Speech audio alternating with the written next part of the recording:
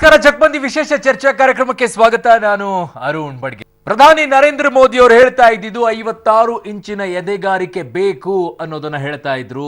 ಆ 56 ಇಂಚಿನ ಎದೆಗಾರಿಕೆಗೆ ಈಗ ರಾಹುಲ್ ಗಾಂಧಿ ದೊಡ್ಡ ಮಟ್ಟದಲ್ಲಿ ಸವಾಲನ್ನ ಎಸೆದಿದ್ದಾರೆ. ಆ 56 ಇಂಚಿನ ಎದೆಗಾರಿಕೆ ಇರೋದೇ ಆದ್ರೆ ರೈತರ ಸಾಲ ಮನ್ನಾವನ್ನ ಮಾಡಿ ಅಂತ ಹೇಳ್ತಾ ಇದ್ದಾರೆ. ಇಲ್ಲ ಅಂದ್ರೆ ರಾತ್ರಿ ನಿದ್ದೆ ಮಾಡೋಕ್ಕೂ ಕೊಡಲ್ಲ, ನಿಮಗೆ ವಿಶ್ರಾಂತಿ ತಗೊಳ್ಳೋಕ್ಕೂ ಕೂಡ ನಾವು ಬಿಡಲ್ಲ ಅಂತ. ಕಾರಣ 3 ರಾಜ್ಯಗಳಲ್ಲಿ ಕಾಂಗ್ರೆಸ್ ಗೆಲುವನ್ನ ಸಾಧಿಸಿದ ನಂತರ ರಾಹುಲ್ ಗಾಂಧಿಗೆ ದೊಡ್ಡ ಪ್ರಮಾಣದಲ್ಲಿ ಒಂದಿಷ್ಟು ಶಕ್ತಿ ಸಿಕ್ಕಂಗಾಗಿದೆ, ವಿಶ್ವಾಸ ಬಲಾಢ್ಯವಾಗಿದೆ. ಆ ವಿಶ್ವಾಸದ ಮೂಲಕವಾಗಿ ಈಗ ರೈತರ ಸಾಲ ಮನ್ನಾವನ್ನ ಮಾಡಿದ್ದಾರೆ, ಘೋಷಣೆ ಮಾಡಿದ್ದಾರೆ. ಸಂಪೂರ್ಣ ಆಗಿಲ್ಲ, 10 ದಿನಗಳಲ್ಲಿ ಮಾಡ್ತೀನಿ ಎಂದಿದ್ರು, 6 ಗಂಟೆಯಲ್ಲಿ ಮಾಡಿದ್ದಾರೆ ಅನ್ನೋದನ್ನ ರಾಹುಲ್ ಗಾಂಧಿ ಹೇಳ್ತಿದ್ದಾರೆ. ಹಾಗಿದ್ರೆ ಪಂಜಾಬ್ನಲ್ಲಿ ಏನಾಯ್ತು, ಕರ್ನಾಟಕದಲ್ಲಿ ಏನಾಯ್ತು, ಇವ್ಯಾವ ವಿಚಾರಗಳು ರಾಹುಲ್ ಗಾಂಧಿ ಗಮನಕ್ಕಿಲ್ವಾ? ಈ ಪ್ರಶ್ನೆಯನ್ನ ಕೇಳಿದಾಗ ಏನು ಉತ್ತರ ಕೊಡ್ತಾರೆ? ಎಲ್ಲವೂ ಅಲ್ವಾ? ಅದೆಲ್ಲವನ್ನ ಚರ್ಚೆ ಮಾಡೋಣ. ಉದ್ಯಮಿಗಳಿಗೆ 3.5 ಲಕ್ಷ ಕೋಟಿ ಸಾಲ ಮನ್ನಾ ಮಾಡೋಕ್ಕಾಗುತ್ತೆ ನಿಮಗೆ, ಆದರೆ ರೈತರ ಸಾಲ ಮನ್ನಾ ಮಾಡೋಕ್ಕೆ ಯಾಕಾಗಲ್ಲ ಅನ್ನೋ ದೊಡ್ಡ ಮಟ್ಟದಂತಹ ಪ್ರಶ್ನೆಯನ್ನ ರಾಹುಲ್ ಗಾಂಧಿ ಎತ್ತಿದ್ದಾರೆ. ಹಾಗಿದ್ರೆ ಈ 3.5 ಲಕ್ಷ ಕೋಟಿ ಯಾವುದಿದು? ಯಾಕೆ ಈ ಪ್ರಶ್ನೆಯನ್ನ ಎತ್ತಾ ಇದ್ದಾರೆ? ಎಲ್ಲವನ್ನ ವಿವರವಾಗಿ ನಿಮ್ಮ ಮುಂದೆ ಇಡ್ತೀವಿ. ಇವತ್ತಿನ ವಿಶೇಷ ನಿದ್ದೆ ಮಾಡಲು ಬಿಡಲ್ಲ ಓಪನ್ ಚಾಲೆಂಜ್.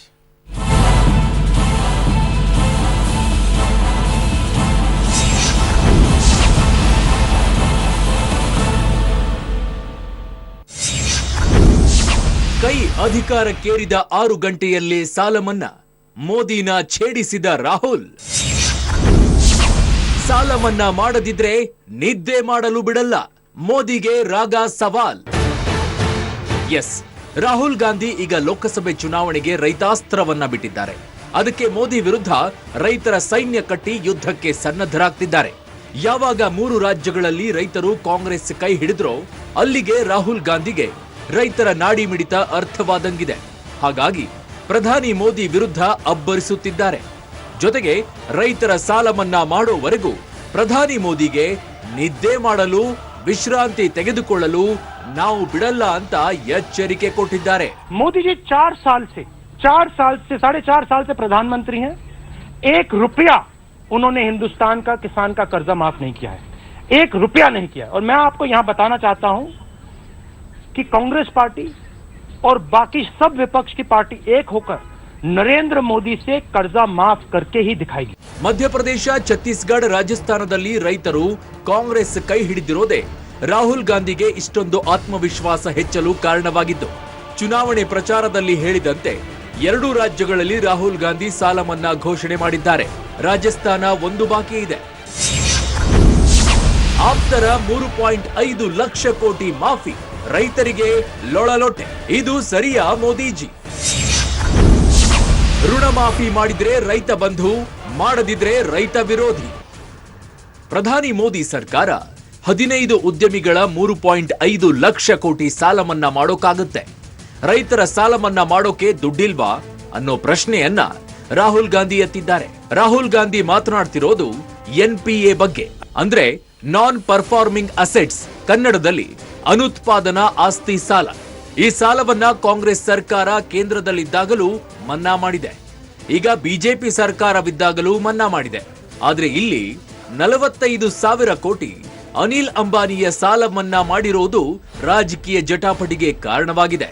हम खड़े होंगे, हम उनसे लड़ेंगे, 1 इंच पीछे नहीं हटेंगे, उनको सोने नहीं देंगे, रात भर सोने नहीं देंगे जब तक हिंदुस्तान के किसान का कर्जा माफ नहीं होगा. 3.5 लाख करोड़ रुपए नरेंद्र मोदी जी ने 15 लोगों का माफ किया है. उसमें से अनिल अंबानी जी हैं, 45,000 करोड़ रुपए कर्जा है उन पर. फिर से दोहराता हूं, 45,000 करोड़ रुपए, मतलब राजस्थान, मध्य प्रदेश, छत्तीसगढ़, सबका इसमें शायद कर्जा माफ हो सकता है. एक व्यक्ति को आपने राफेल मामले में चोरी करके पैसा दिया है. ಮೋದಿ ಕಾಲೆಳೆಯೋ ರಾಹುಲ್ ಜಿ, ಕುಮಾರಣ್ಣನಿಂದ ಯಾವಾಗ ಮಾಡಿಸ್ತೀರಾ ಋಣ ಮಾಫಿ? ರಾಹುಲ್ ಗಾಂಧಿ, ರೈತರ ಬಗ್ಗೆ ಇಷ್ಟೆಲ್ಲ ಕಾಳಜಿ ಮಾಡ್ತಿದ್ದೀರಾ, ನಮಗೂ ಖುಷಿ ಆಗತ್ತೆ.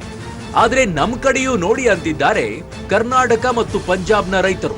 ಕರ್ನಾಟಕದಲ್ಲಿ ನಿಮ್ಮ ಸರ್ಕಾರ ಬಂದು 6 ತಿಂಗಳಾದ್ರೂ ಕೇವಲ 800 ರೈತರಿಗೆ ಮಾತ್ರ ಸಾಲದ ಲಾಭವಾಗಿದೆ. ಇದನ್ನ ಸ್ವತಃ ಸಚಿವ ಬಂಡೆಪ್ಪ ಕಾಶೆಂಪುರ್ ಅವರೇ ಅಧಿವೇಶನದಲ್ಲಿ ಹೇಳಿದ್ದಾರೆ. ಇನ್ನು ಪಂಜಾಬ್ನಲ್ಲೂ ನಿಮ್ಮದೇ ಸರ್ಕಾರವಿದೆ. ಆದ್ರೆ ಇಲ್ಲಿ 12.38 ಲಕ್ಷ ರೈತರಲ್ಲಿ ಬರೀ 3,94,000 ರೈತರಿಗೆ ಮಾತ್ರ ಲಾಭವಾಗಿರೋದು ರೈತರನ್ನ ಕಂಗೆಡಿಸಿದೆ. ನೀವು ಕೇವಲ ಲೋಕಸಭಾ ಚುನಾವಣೆ ಗೆಲ್ಲೋದಕ್ಕೆ ರೈತರನ್ನ ಅಸ್ತ್ರವಾಗಿ ಬಳಸಿಕೊಳ್ಳುತ್ತಿದ್ದೀರಿ. ಬರೀ ಘೋಷಣೆ ಮಾಡಿ ಮೂಗಿಗೆ ತುಪ್ಪ ಸವರುತ್ತಿದ್ದೀರಿ ಅನ್ನೋದು ಹಲವರ ಆರೋಪ. ಮತ್ತೊಂದು ಕಡೆ ರಾಹುಲ್ ಗಾಂಧಿಯ ಈ ಸವಾಲನ್ನ ಮೋದಿ ಸ್ವೀಕರಿಸಿ ರೈತರ ಸಾಲ ಮನ್ನಾ ಮಾಡ್ತಾರಾ? ಇಲ್ಲ ರಾಹುಲ್ ಗಾಂಧಿಯ ರೈತಾಸ್ತ್ರಕ್ಕೆ ಉದ್ಯೋಗದ ವಿಚಾರದಲ್ಲಿ ಬಿಟ್ಟಿರುವಂತ ಯುವಾಸ್ತ್ರದ ಜೊತೆಗೆ ಇನ್ನೇನಾದ್ರೂ ಬ್ರಹ್ಮಾಸ್ತ್ರವನ್ನ ಬಿಡ್ತಾರಾ? ಎಲ್ಲವನ್ನ ಚರ್ಚೆ ಮಾಡೋಣ ಇವತ್ತಿನ ಚಕ್ಬಂದಿಯಲ್ಲಿ. Arun Badiger, public TV, Bengaluru. Okay, ಚರ್ಚೆಯನ್ನ ಮಾಡೋಣ. ಒಬ್ರು ರೈತಾಸ್ತ್ರವನ್ನ ಬಿಟ್ಟಿದ್ದಾರೆ, ಈಗ ಪ್ರಧಾನಿ ನರೇಂದ್ರ ಮೋದಿ ಯುವಾಸ್ತ್ರವನ್ನ ಬಿಡ್ತಾ ಇದ್ದಾರೆ. ಇನ್ಯಾವ ಅಸ್ತ್ರಗಳನ್ನ ಈ ಚುನಾವಣೆ ಸಂದರ್ಭದಲ್ಲಿ ಬಿಡೋಕೆ ಶುರು ಮಾಡ್ತಾರೆ ಗೊತ್ತಿಲ್ಲ. ಚರ್ಚೆನ ಆರಂಭ ಮಾಡ್ತೀನಿ. ಬಿಜೆಪಿಯಿಂದ ನಮ್ಮ ಜೊತೆಗೆ ಡಾಕ್ಟರ್ ವಾಮನಾಚಾರ್ಯ ಇದ್ದಾರೆ. ನಮಸ್ಕಾರ ಡಾಕ್ಟರ್, ಕಾರ್ಯಕ್ರಮಕ್ಕೆ ಸ್ವಾಗತ. ಇನ್ನು ಕಾಂಗ್ರೆಸ್ನಿಂದ ನಮ್ಮ ಜೊತೆಗೆ ಎಚ್ ಎಂ ವಿಶ್ವನಾಥ್ ಸರ್ ಇದ್ದಾರೆ, ಮಾಜಿ ಶಾಸಕರು. ನಮಸ್ಕಾರ ಸರ್, ಕಾರ್ಯಕ್ರಮಕ್ಕೆ ಸ್ವಾಗತ. ಇನ್ನು ನಮ್ಮ ಜೊತೆಗೆ ಜೆಡಿಎಸ್ ನಿಂದ ನಾಗರಾಜ್ ಗೌಡ್ರು ಇದ್ದಾರೆ, ವಕ್ತಾರರು. ನಮಸ್ಕಾರ ಸರ್, ಕಾರ್ಯಕ್ರಮಕ್ಕೆ ಸ್ವಾಗತ. ಎಸ್, ಚರ್ಚೆನ ಆರಂಭ ಮಾಡ್ತಾ ಇದ್ದೀನಿ. ಜೊತೆಗೆ ಈ ಚರ್ಚೆಯಲ್ಲಿ ಆರ್ಥಿಕ ತಜ್ಞರಾದಂತಹ ಮೋಹನ್ ಕುಮಾರ್ ಅವರು ಕೂಡ ನಮ್ಮ ಜೊತೆಗೆ ಜಾಯಿನ್ ಆಗ್ತಾರೆ. ಅವರನ್ನು ಕೂಡ ಕೇಳ್ತೀನಿ, NPA ಈ ವಿಚಾರದಲ್ಲಿ ಚರ್ಚೆಯನ್ನ ಮಾಡಬೇಕು. ಈ 15 ಉದ್ಯಮಿಗಳಿಗೆ 3.5 ಲಕ್ಷ ಕೋಟಿ ಸಾಲ ಮನ್ನಾ ಈಗನ ಹಿಂದೇನೂ ಆಗಿತ್ತ? ಎಲ್ಲವನ್ನ ಕೇಳೋಣ, ಅವರಿಂದ ಮಾಹಿತಿಯನ್ನು ಪಡ್ಕೊಳ್ಳೋಣ. ಇಲ್ಲಿ ರಾಜಕೀಯವಾಗಿ ಚರ್ಚೆನ ಆರಂಭ ಮಾಡ್ತೀನಿ. ಎಸ್ ವಾಮನಾಚಾರ್ಯ ಸರ್, ಇನ್ನೇನಿದ್ರು ಕೂಡ ಮೋದಿ ವರ್ಸಸ್ ರೈತರು ಅನ್ನೋ ಮಟ್ಟಕ್ಕೆ ರಾಹುಲ್ ಗಾಂಧಿ ಅವರು ತಂದಿಟ್ಟಿದ್ದಾರೆ. ಲೋಕಸಭೆಯಲ್ಲಿ ಮೋದಿ ವರ್ಸಸ್ ರೈತರೇ.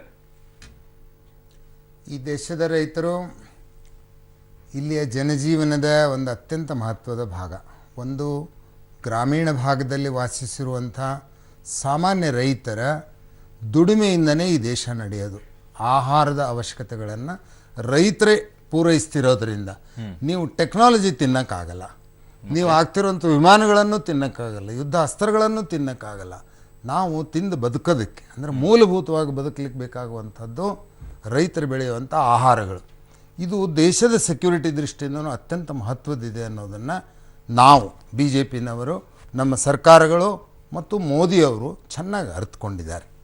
ಆದರೆ ಇವತ್ತು ಆಗ್ತಿರೋದೇನು ಅಂದರೆ, ಒಂದೇ ವಿಷಯವನ್ನು ಹಿಡ್ಕೊಂಡು ರಾಹುಲ್ ಗಾಂಧಿ ತುಂಬಾ ಸುಳ್ಳು ಹೇಳ್ತಾರೆ ಅಂತ ಯಾರಿಗೂ ಎದ್ದು ಕಾಣುತ್ತೆ.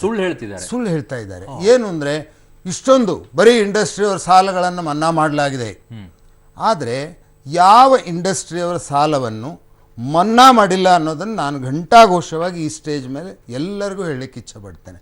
ಏನಾಗುತ್ತೆ ಅಂದರೆ, ಸಾಲಗಳಿದ್ದಾಗ ದೊಡ್ಡ ದೊಡ್ಡ ಇಂಡಸ್ಟ್ರಿ ಅವ್ರದ್ದು ಅವುಗಳಿಗೆ ಅಡ್ಜಸ್ಟ್ ಮಾಡಲಾಗತ್ತೆ. ಅಂದರೆ ಈ ವರ್ಷದ ಸಾಲವನ್ನು ಮುಂದಿನ ವರ್ಷಕ್ಕೆ ಹಾಕಲಾಗತ್ತೆ. ಯಾಕೆ ಇಲ್ಲದೇ ಇದ್ದರೆ ಈ ದೇಶದಲ್ಲಿರುವಂಥ ಹೆಚ್ಚು ಕಡಿಮೆ 30% ಜನರಿಗೆ ಉದ್ಯೋಗಗಳನ್ನು ಕೊಡುವಂಥ ಇಂಡಸ್ಟ್ರಿಗಳು ಕೂಡ ಬಂದ್ ಆಗಬಾರ್ದು. ಅದು ಅಷ್ಟೇ ಮಹತ್ವದ ಉದ್ಯಮಿಗಳ ಸಾಲ ಮನ್ನಾ ವಿಚಾರಕ್ಕೆ ಬರ್ತೀವಿ. ಸಾಲ ಮನ್ನಾ ಆಗಿಲ್ಲ, ಸಾಲ ಮನ್ನಾ ಮಾಡ್ಲಿಕ್ಕೆ ಬರದೇ ಇಲ್ಲ, ಯಾವ ರೂಲಲ್ಲೂ ಇಲ್ಲ.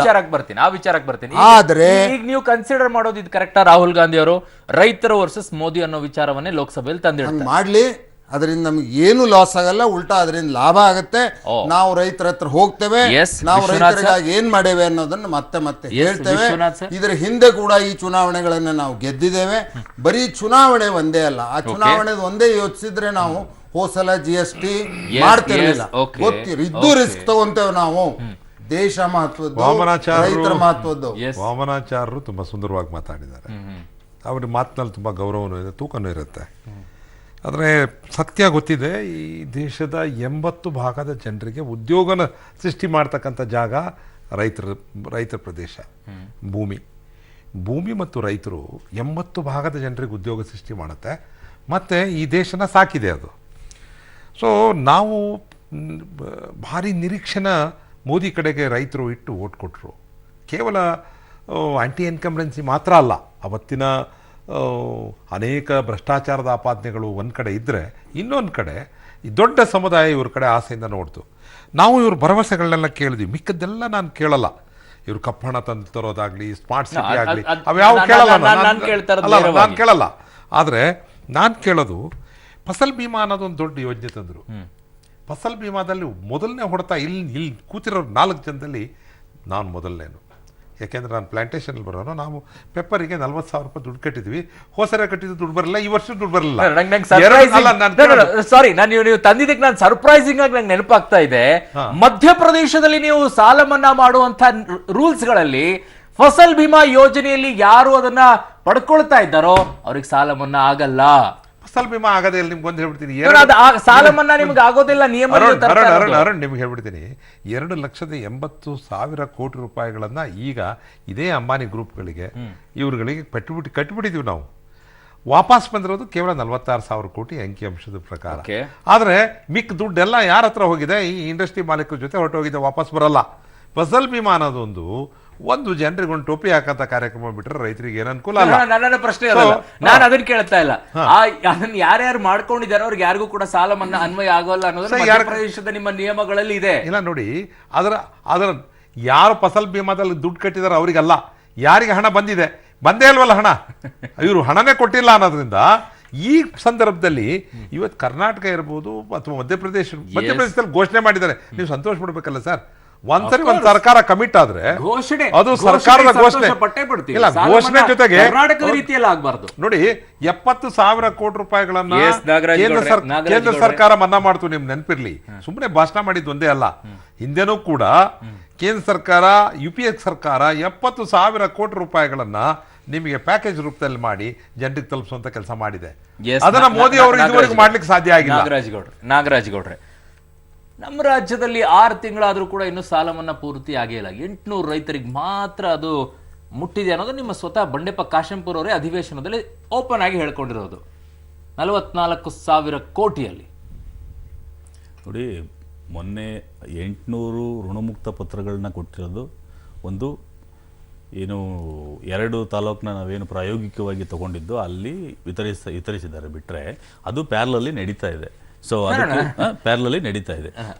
ಅದನ್ನೇ ಹೇಳಕ್ ಹೊರಟಿರೋದಲ್ವಾ ನೀವು? ಅದನ್ನ ಹಳೆ ಅಲ್ಲ ಮಗಳ ಗಂಡ ಅಂತ ಹೇಳ್ತೀರಿ. ನಾನು ನೇರವಾಗಿ ಹೇಳ್ತಾ ಇರೋದು 800 ರೈತರಿಗೆ ಮಾತ್ರ ಅದು ಅನ್ವಯವಾಗಿದೆ 6 ತಿಂಗಳಲ್ಲಿ ಅಂತ ನಾನು ಹೇಳ್ತಾ ಇರೋದು. ಇಲ್ಲ, ಹಾಗೆ ಪ್ರಾರಂಭ ಮಾಡಿದೀವಿ, ಆಲ್ರೆಡಿ ಫಂಡ್ಸ್ ರಿಲೀಸ್ ಮಾಡಿದೀವಿ, 8,000 ಕೋಟಿಗೂ ಹೆಚ್ಚು ಹಣವನ್ನ ರಿಲೀಸ್ ಮಾಡಿದೀವಿ.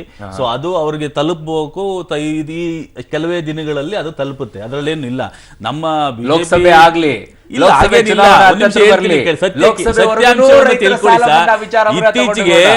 ಇತ್ತೀಚೆಗೆ ನಡೆದಂತ ನಮ್ಮ ಪಂಚರಾಜ್ಯಗಳ ಚುನಾವಣೆಗಳ ನಂತರದಲ್ಲಿ ನಮ್ಮ ಬಿಜೆಪಿ ನಾಯಕರುಗಳಿಗೆ ಬಹಳ ಜ್ಞಾನೋದಯವಾಗಿಬಿಟ್ಟು ನಮ್ಮ ರೈತರ ಬಗ್ಗೆ ಹಬ್ಬ ಎಲ್ಲಿಲ್ಲದ ಕಾಳಜಿ ಬಂದಿರೋರ ತರ ನಮ್ಮ ವಾಮನಾಚಾರ್ಯ ಅವರು ಮಾತಾಡಿದ್ರು. ಇಡೀ ದೇಶ ಒಪ್ಕೊಂಡಿರೋ ಹಾಗೆ ಜೈ ಜವಾನ್ ಜೈ ಕಿಸಾನ್ ಅಂತ ಹೇಳಿ ಇಬ್ಬರಿಗೆ ಬಹಳ ಮಹತ್ವವನ್ನು ಕೊಡ್ತಾ ಇರ್ತಕ್ಕಂಥದ್ದು ನಮ್ಮ ದೇಶ. ಇವತ್ತು ಅಂತ ದೇಶದಲ್ಲಿ ಇರ್ತಕ್ಕಂಥ ರೈತರನ್ನ 4.5 ವರ್ಷವನ್ನ ಮುಗಿಸಿ ಇನ್ನೇನು ಚುನಾವಣೆಗೆ ಬರ್ತಾ ಇರ್ತಕ್ಕಂಥ ಬಿಜೆಪಿನವರು ಯಾವತ್ತಾದ್ರೂ ಒಂದು ದಿವಸ ನಮ್ಮ ಈ ಬಡ ರೈತರನ್ನ ಜ್ಞಾಪಿಸ್ಕೊಂಡಿದಾರ? ಯಾವ ಕಾರ್ಖಾನೆಗಳಿಗೆ ಇವರೇನು ಇವತ್ತು ನಾವು ಉದ್ಯೋಗವನ್ನ ಕೋಟಿ ಉದ್ಯೋಗವನ್ನ ಸೃಷ್ಟಿ ಮಾಡ್ತೀವಿ ಅಂತ ಹೇಳಿ ನಮ್ಮ ಜನತೆಗೆ ಒಂದು ನಂಬಿಕೆಯನ್ನ ಹುಟ್ಟಿಸಿ ಅವ್ರ ಕಡೆಯಿಂದ ಮತಗಳನ್ನ ತಗೊಂಡು ಯುವಕರನ್ನ ಸೆಳೆದುಕೊಂಡು ಇವತ್ತು ಎಲ್ಲ ಯುವಕರನ್ನ ಬೀದಿನಲ್ಲಿ ತಗೊಂಡ್ಬಂದು ನಿಲ್ಸಿದ್ದೀರಲ್ಲ, ಇದನ್ನ ಯಾರು ಒಪ್ಪಿಕೊಳ್ಳುತ್ತಾರೆ? ನಾಗರಾಜ್ ಗೌಡ್ರೆ, ನಂಗೆ ನಗು ಬರ್ತಾ ಇದೆ. ಕಾರಣ ಏನು ಗೊತ್ತಾ? ನೀವು ಒಂದು ಶಬ್ದ ಬಳಸಿದ್ರಿ, ಬಡ ರೈತರು ಅಂತ ಹೇಳಿ. 60-70 ವರ್ಷಗಳಿಂದ ಸ್ವತಂತ್ರ ಬಂದ ನಮ್ಮ ದೇಶದಲ್ಲಿ ರೈತರನ್ನ ನಾವು ಇನ್ನೂ ಬಡವರು ಅನ್ನೋ ಪರಿಸ್ಥಿತಿ ನಮ್ ತಂದಿಟ್ಟವ್ರು ಯಾರು ಸರ್? ನಮ್ಮನ್ನ ಏನಾದ್ರೂ ಆದ್ರೆ ಸಾಲ ಮನ್ನಾ ಮಾಡಿ ಆಯ್ತು, ಮುಗಿದೋಯ್ತು, ಅಲ್ಲಿಗೆ ಪರಿಹಾರ. ಯಾಕೆ? ನಿಮಗಿಲ್ಲ ಆಮೇಲೆ ಓಟ್ ಬರುತ್ತೆ, ಲಾಭ ಆಗುತ್ತೆ, ಮುಗಿದೋಯ್ತು. ಅವರಿಗೆ ಬೆಂಬಲ ಬೆಲೆಯನ್ನ ಕೊಡಬೇಕು, ಅವರು ಒಂದು ಬೆಳೆ ಅಂತ ಬೆಳೆಗೆ ಒಂದಿಷ್ಟು ಬೆಲೆ ಸಿಗಬೇಕು ಅನ್ನೋ ಮಟ್ಟಕ್ಕೆ ಯಾರು ಯೋಚನೆ ಮಾಡೋ ಪರಿಕಲ್ಪನೆನೂ ಇರ್ಲಿಲ್ವಾ ಇಷ್ಟು ವರ್ಷಗಳ ಕಾಲ? ಖಂಡಿತವಾಗ್ಲೂ ಮಾಡಬೇಕು. ಆ ಕಾಮನ್ ಸೆನ್ಸ್ ಯಾವ ಪಕ್ಷಗಳಿಗೂ ಇರ್ಲಿಲ್ವಾ? ಹಾಗಿದ್ರೆ ಸರ್ಕಾರ ಆಳಿದ ಎಷ್ಟು ವರ್ಷ ಸರ್? ಯಾವ ಪಕ್ಷ ಇತ್ತು ದೇಶದಲ್ಲಿ? ನಾಗರಾಜ್ ಗೌಡ್ರೆ, ನನ್ನ ಪ್ರಶ್ನೆ ನೇರವಾಗಿದೆ. 60 ವರ್ಷ ಆಯ್ತು, 10 ವರ್ಷ ಬಿಟ್ಟಾಕಿ ಸರ್. 60 ವರ್ಷ ಇದ್ದಿದ್ದು ಯಾವ ಸರ್ಕಾರ ಸರ್? ಕಾಂಗ್ರೆಸ್ ಸರ್ಕಾರ ಅಲ್ವಾ? ಖಂಡಿತ. 1 ಸೆಕೆಂಡ್ ಎಚ್ ವಿಶ್ವನಾಥ್ ಸರ್, 60 ವರ್ಷದಲ್ಲಿ ಒಂದು ಬಾರಿ ಆದ್ರೂ ರೈತರಿಗೆ ಬೆಳೆಗೆ ಸರಿಯಾದಂತ ಬೆಲೆಯನ್ನ ನಿಗದಿ ಮಾಡುವಂತ ಯೋಜನೆಯನ್ನ ತರುವ ಪರಿಕಲ್ಪನೆ ಆದ್ರೂ ಕಾಂಗ್ರೆಸ್ಗೆ ಬಂತ ಸರ್? ಇಲ್ಲ. ದೊಡ್ಡದಾಗಿ ಹೇಳ್ಕೊಳ್ತೀರ 72,000 ಕೋಟಿ ಸಾಲವನ್ನ ಮನ್ನಾ ಮಾಡಿದೀವಿ ಅಂತ ಹೇಳಿ. ಆಯ್ತು ಸರ್, ಅದಾದ ನಂತರ ಸರ್ಕಾರ ಅಧಿಕಾರಕ್ಕೆ ಬಂತು, ಅದಾದ ಮೇಲಾದ್ರೂ ಒಂದಿಷ್ಟು ಯೋಚನೆಯಲ್ಲಿ ತಲೆಗೆ ಬುದ್ಧಿ ಆದ್ರೂ ಬರಬೇಕಾಗಿತ್ತಲ್ವಾ? ರೈತರು ಸಾಲ ಮನ್ನಾ ಮಾತ್ರ ಮಾಡ್ತಾ ಇದ್ದೀವಿ, ಈ ರೀತಿ ಪದೇ ಆಗಬಾರ್ದು ಅನ್ನೋ ಯೋಚನೆನೂ ಬರ್ಲಿಲ್ವಾ ಸರ್ ವಿಶ್ವನಾಥ್ ಸರ್? ನೋಡಿ ಸರ್, ನಿಮಗೆ ಈ ದೇಶದಲ್ಲಿರ್ತಕ್ಕಂಥ ಅಣೆಕಟ್ಟೆಗಳು, ನೀರಾವರಿ ವ್ಯವಸ್ಥೆಗಳು ಯಾರು ಮಾಡಿದ್ದು? ನೋಡಿ, ನಾನು ಈಗ ಮಾಡಿಲ್ಲ ಅಂತ ಹೇಳ್ತಾ ಇಲ್ಲ ಸರ್. ಹಾಗಾಗಿಲ್ಲ. ನೀವು ನಾನು ಹೇಳಿದ್ರಿ. ಮಾಡಿಲ್ಲ ಅಂತ ಹೇಳ್ತಾ ಇಲ್ಲ. ಹೇಳಿದ್ರಿ. ನಾನು ರೈತರ ಆಮೇಲೆ ವಿಚಾರದಲ್ಲಿ ಆಯ್ತು, ಹೇಳ್ತಾ ಅಲ್ಲಿಗೆ ಬಿಡ್ತೀನಿ. ನಾನು ನೀರಾವರಿ ವಿಚಾರದಲ್ಲಿ ನಿಮ್ ಜೊತೆ ನಾನು ಪ್ರಶ್ನೆ ಹೇಳ್ತಾ ಇಲ್ಲ. You are diverting. ಇಲ್ಲ, ಆಯ್ತು. ನೀವು ನಾನು ಡೈವರ್ಟ್ ಇನ್ನೊಂದು ಮಾಡ್ತಾ ಹೇಳ್ತೀನಿ. ಇದ್ದೀರಿ. ನಾನು ಕೇಳಿದ್ದು ನೇರವಾದಂತ ಪ್ರಶ್ನೆ. ರೈತರ ಬೆಳೆಗಳಿಗೆ ಬೆಲೆಯನ್ನ ನಿಗದಿ ಮಾಡುವಂತ ಕೆಲಸವನ್ನ ಸರ್ಕಾರ ಮಾಡ್ತಾ, ಕೇಂದ್ರ ಸರ್ಕಾರ, ನಿಮ್ಮ ಕಾಂಗ್ರೆಸ್ ಸರ್ಕಾರ ಇದ್ದಾಗ ಕೇಳ್ತಾ ಇದ್ದೀನಿ. ರೈತರ ಸಾಲಗಳನ್ನ ನಾನು ಒಬ್ಬ ರೈತನಾಗಿ ಹೇಳ್ತೀನಿ. ನೋಡ್ರಿ, ಕಳೆದ 7 ವರ್ಷಗಳಿಂದ ಬರ ಇದೆ. ವಿಶ್ವನಾಥ್ ಸರ್ ರೈತರು ಅಂತ ಹೇಳಲ್ಲ, ನಾನು ರೈತ, ನೀವು ತೋಟವನ್ನ ರೈತ. ಹೌದು, ಹೌದು. ಆ ಭಾಗದಲ್ಲಿ ಆ ತೋಟದಲ್ಲಿ ತೋಟ ಮಾಡೋದ್ರಲ್ಲಿ ಇನ್ನೇನ್ ಮಾಡಕ್ಕಾಗಲ್ಲ. ರಾಗಿ ಬೆಳೆಯಕ್ಕಾಗಲ್ಲ, ಜೋಳ ಬೆಳೆಯಕ್ಕಾಗಲ್ಲ. ಕರೆಕ್ಟ್, ನಾನು ಒಪ್ಕೊಂಡೆ. ಸೊ ಅದರಿಂದ ಕಾಫಿ ಬೆಳಿಬೇಕು, ಇಲ್ಲ ಅಂದ್ರೆ ಮೆಣಸು ಬೆಳಿಬೇಕು, ಅಡಿಕೆ ಬೆಳಿಬೇಕು. ಒಪ್ಕೊಂಡೆ. ಸೊ ಅದರಿಂದ ನಾನು ರೈತ, 100% ರೈತ. ನಾನು ಬೆಳಿಗ್ಗೆ ಇದ್ರೆ 6 ಗಂಟೆಯಿಂದ ಊರಲ್ಲಿದ್ದರೆ ಸಂಜೆ 6 ಗಂಟೆ ತನಕ ಹೊಲದಲ್ಲಿ ತೋಟದಲ್ಲಿ ಇರ್ತೀನಿ. ಆದರೆ ನಿಮಗೆ ರೈತರ ಸಾಲ ಆಗೋದು ಕೇವಲ ಬೆಲೆಯಿಂದ ಮಾತ್ರ ಅಲ್ಲ. ಈ ವರ್ಷ ನಿಮಗೆ ನಾನು 7 ವರ್ಷ ಆಯ್ತು ಸ್ವಾಮೀಜಿ ಮಳೆ ಇಲ್ದಲೆ. ಡ್ಯಾಮ್ಗಳು ತುಂಬಲಿಲ್ಲ, ಕಳೆದ ವರ್ಷ ತುಂಬಲಿಲ್ಲ, ಆಚೆ ವರ್ಷ ತುಂಬಲಿಲ್ಲ. ಈ ವರ್ಷ ತುಂಬಿಕೊಂಡಿದೆ, ಓವರ್ಲೋಡ್ ಆಗಿ ಹೊರಟೋಗ್ಬಿಟ್ಟಿದೆ. ಆದ್ರೆ ನೋಡಿ, ಬೆಳೆ ಬರೋದು ಬೆಳೆ ಇಲ್ದಲೆ. ವಿಶ್ವನಾಥ್ ಸರ್, ಬರ ಈಗ 10 ವರ್ಷಗಳ ಹಿಂದೆ ಬಂದಿದ್ದಲ್ಲ ಸರ್. ಬರ 70ರಲ್ಲಿ ಬಂದಂತ ಬರ ದೊಡ್ಡ ಮಟ್ಟದಲ್ಲೇ ಇತ್ತು. ಅಲ್ಲ, ನಾನು ಬರೀ 70 ವರ್ಷದ ಹೇಳ್ತಾ ಇಲ್ಲ, ನಾನು 7 ವರ್ಷದ ಹೇಳ್ತಾ ಇಲ್ಲ. ನಿಮ್ಮ ವಯಸ್ಸಿನ ಅನುಭವದಲ್ಲಿ ನೀವು ಬರಗಳನ್ನ ತುಂಬಾ ನೋಡಿದಿರಿ ದೇಶದಲ್ಲಿ. ಆ ಬರ ಬಂದಾಗ್ಲೂ ನಮ್ಮ ರೈತರಿಗೆ ನಾವು ಒಂದಿಷ್ಟು ಏನು ಕೊಡಬೇಕು ಅನ್ನೋ ಯೋಚನೆಗಳು ಯಾವ ಪಕ್ಷಕ್ಕೂ ಬರ್ಲಿಲ್ವಾ ಅನ್ನೋದು ನನಗೆ ಸಂಕಟ. ಇನ್ನೂ ನಾವು 70 ವರ್ಷ ದೇಶ ಸ್ವಾತಂತ್ರ್ಯ ಆದ್ಮೇಲೆ ಇನ್ನು ಸಾಲ ಮನ್ನಾ ಮಾಡಬೇಕು, ಬಡ ರೈತರು ಯಾವ ಪರಿಸ್ಥಿತಿಗೆ ತಂದಿಟ್ರಿ ಸರ್. ಸಾಲ ಮನ್ನಾ ಚರ್ಚೆನ ಮಾಡ್ತೀನಿ ನಿಮ್ ಜೊತೆಗೆ, ನಾನು ಚರ್ಚೆನ ಮಾಡ್ತೀನಿ. ಆದ್ರೆ ಇನ್ನೊಂದು ಪ್ರಶ್ನೆ ಇವತ್ತು ರಾಹುಲ್ ಗಾಂಧಿ ಅವರು ಎತ್ತಾ ಇದ್ದಾರೆ. 15 ಉದ್ಯಮಿಗಳಿದ್ದು ಒಂದು ಹಿಂದೂಸ್ತಾನ ಅಂದ್ರೆ ಭಾರತ ದೇಶ, ಉಳಿದಂಥ ಜನರದ್ದು ಇನ್ನೊಂದು ಹಿಂದೂಸ್ತಾನ, 2 ದೇಶಗಳನ್ನಾಗಿ ಮೋದಿ ಮಾಡಿದ್ದಾರೆ ಅಂತ. ಯಾಕೆ? 15 ಉದ್ಯಮಿಗಳಿಗೋಸ್ಕರನೇ ಇದನ್ನು ಮಾಡಿದ್ದಾರೆ ಅಂತ, ಅವರ ಸಾಲ ಮನ್ನಾ ಮಾಡಿದ್ದಕ್ಕೆ. ಹೇಗೆ, ಯಾಕೆ? ಆರ್ಥಿಕ ತಜ್ಞರ ಜೊತೆಗೆ ದೂರವಾಣಿ ಸಂಪರ್ಕಕ್ಕೆ ಅದು ರೈತರ ಸಾಲ ಮನ್ನಾ ವಿಚಾರದಲ್ಲಿ ಮಧ್ಯಪ್ರದೇಶ, ರಾಜಸ್ಥಾನ, ಛತ್ತೀಸ್ಗಢ 2 ರಾಜ್ಯಗಳಲ್ಲಿ ಮಾಡಿದ್ದಾರೆ. ಮಧ್ಯಪ್ರದೇಶ ಮತ್ತು ಛತ್ತೀಸ್ಗಢದಲ್ಲಿ. ರಾಜಸ್ಥಾನ ಹಿಂಗೆ ಮಾಡ್ತೀನಿ ಅಂತ ಹೇಳ್ತಿದ್ದಾರೆ. ಓಪನ್ ಚಾಲೆಂಜ್ ಏನಂದ್ರೆ, ನೀವು ಸಾಲ ಮನ್ನಾ ಮಾಡೋವರೆಗೂ ನಿದ್ದೆ ಮಾಡಕ್ ಬಿಡಲ್ಲ ಅಂತ. ನಾವು ಇನ್ನೊಂದು ಚರ್ಚೆಯನ್ನ ಮಾಡ್ತಾ ಇದ್ವಿ. ಇವತ್ತು ರಾಹುಲ್ ಗಾಂಧಿ ಎತ್ತಿರುವಂತಹ ಪ್ರಶ್ನೆ 15 ಉದ್ಯಮಿಗಳ ವಿಚಾರದಲ್ಲಿ 3.5 ಲಕ್ಷ ಕೋಟಿ ಸಾಲವನ್ನ ಮನ್ನಾ ಮಾಡಿರೋದ್ರ ಬಗ್ಗೆ. ಏನಿದು? ನಮ್ಮ ಜೊತೆಗೆ ಆರ್ಥಿಕ ತಜ್ಞರಾಗಿರುವಂತಹ ಮೋಹನ್ ಕುಮಾರ್ ಅವರ ಜೊತೆಗೆ ದೂರವಾಣಿ ಸಂಪರ್ಕದಲ್ಲಿದ್ದಾರೆ. ನಮಸ್ಕಾರ ಸರ್. ನಮಸ್ಕಾರ ಅರುಣ್. ನಮಸ್ತೆ ಸರ್. ಈಗ ಒಂದು ಪ್ರಶ್ನೆ ಎದ್ದಿದೆ. ರಾಹುಲ್ ಗಾಂಧಿ ಅವರು ಒಂದು ಪ್ರಶ್ನೆ ಎತ್ಕೊಂಡಿದ್ದಾರೆ, ಅದೇ ಪದೇ ಹೇಳ್ತಾ ಇದ್ದಾರೆ ಚುನಾವಣೆ ಸಂದರ್ಭದಲ್ಲಿ. 15 ಉದ್ಯಮಿಗಳ 3.5 ಲಕ್ಷ ಕೋಟಿ ಸಾಲವನ್ನ ಮನ್ನಾ ಮಾಡಿದ್ದಾರೆ ಅಂತ. ಸೊ ಈ ಸಾಲ ಮನ್ನಾ ಈ ಸರ್ಕಾರದಲ್ಲಿ ಮಾತ್ರನಾ ಅಥವಾ ಹಿಂದಿನ ಸರ್ಕಾರದಲ್ಲೂ ಇತ್ತ? ಏನಿದು? ಅಲ್ಲ ಅರುಣ್, ಇಲ್ಲಿ ಒಂದ್ ಅರ್ಥ ಮಾಡ್ಕೊಬೇಕು, ಜನಗಳನ್ನ ಮಿಸ್ಲೀಡ್ ಮಾಡೋದಕ್ಕೂ ಒಂದು ಲಿಮಿಟ್ ಇದೆ. ಎಲೆಕ್ಷನ್ ಗೆಲ್ಲೋದಕ್ಕೋಸ್ಕರ ಈ ಮಿಸ್ಲೀಡ್ ಗಳು ತುಂಬಾ ಆಗ್ತಿದೆ ನಡುವೆ. ಇಷ್ಟೊಂದು ನಿಜವಾಗ್ಲೂ ಸ್ಥಿತಿಗೆ ಇಳಿಬಾರ್ದಾಗಿತ್ತು. ಸೊ ಈ 15 ಜನರಲ್ಲಿ ಅವ್ರ ಮಾತೆತ್ತಿದ್ರೆ ಅಂಬಾನಿ ಅಂಬಾನಿ ಅಂಬಾನಿ ಅಂತ ಹೇಳ್ತಾ ಇರ್ತಾರೆ. ಅಂಬಾನಿ ರಿಲಯನ್ಸ್ 2014ರಲ್ಲಿ ಸ್ಟಾರ್ಟ್ ಆಗಿ 2018ರಿಂದ ಇರೋದಲ್ಲ. 1970ರಲ್ಲಿ ಶುರುವಾಗಿರೋದು 2018ರಲ್ಲಿ ಇರೋದು. 1970ರಿಂದ 2014 ಅಂದ್ರೆ 34 ವರ್ಷ ಬೆಳೀತಲ್ಲ ರಿಲಯನ್ಸ್ ಸಂಸ್ಥೆ. ಅವಾಗ ಯಾರು ಸರ್ಕಾರ ಅಧಿಕಾರದಲ್ಲಿತ್ತು ಕೇಂದ್ರದಲ್ಲಿ, ಅದನ್ನ ನೋಡ್ಬೇಕು ನೀವು. ತಿರ್ಗಾ ಅದಾನಿನೂ ಅಷ್ಟೇ, ನಿನ್ನೆ ಮೊನ್ನೆ ಬೆಳೆದಿದ್ದಲ್ಲ, ಅದನ್ನ ನೋಡ್ಬೇಕು. ಸೊ ರಿಲಯನ್ಸ್ ಟೋಟಲ್ ಸಾಲನೆ ಆಲ್ಮೋಸ್ಟ್ 1,36,000 ಕೋಟಿ ಏನೋ ಇದೆ. ಅದೆಲ್ಲ ನಿನ್ನೆ ಮೊನ್ನೆಯಿಂದ ಕೊಟ್ಟಿರೋದಲ್ಲ, ಅದು ಅವ್ರು ಎಷ್ಟೋ ವರ್ಷಗಳಿಂದ ಅಕ್ಯುಮುಲೇಟ್ ಮಾಡ್ಕೊಂಡ್ ಬಂದಿರೋದು. ಇವಾಗ ಹೆಂಗ ಅಂತ ಹೇಳಿದ್ರೆ, ಎಷ್ಟೋ ಪ್ರಾಪರ್ಟಿ ಪೇಪರ್ಸ್ ಎಲ್ಲ ಇದ್ದವ್ರಿಗೆಲ್ಲಾನು ಸರಿಯಾಗಿ ಸಾಲ ಕೊಡಕ್ ಆಗ್ಲಿಲ್ಲ ಅವ್ರಿಗೆ. 2004ರಿಂದ 2014 ಮಧ್ಯೆ ನನ್ನ ಪ್ರಶ್ನೆ ಅದಲ್ಲ. ಅಲ್ಲ, ಒಂದ್ ನಿಮಿಷ ಕಂಪ್ಲೀಟ್ ಮಾಡ್ಬಿಡ್ತೀನಿ ರೀ.